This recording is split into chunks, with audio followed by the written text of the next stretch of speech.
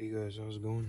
So I got myself here a 2019 Ram 1500. I've been having this issue for about a couple days now. When I came back from when I was working, noticed some battery problems.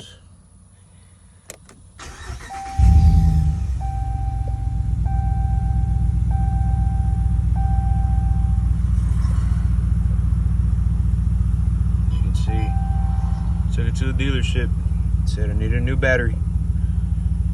Wanted to overcharge me, so I bought my own battery, installed it, installed good. Still, I mean, I want to know if if anybody's had this problem before. Put it on drive. I mean, it lasts a bit, and then it turns off on me, and then I can't push it since all these fucking trucks are all electrical now.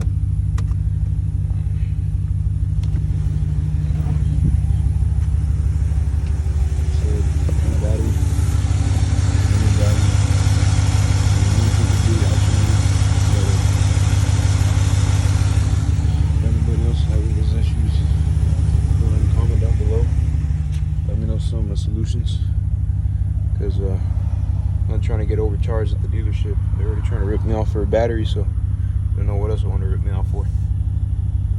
Y'all stay safe.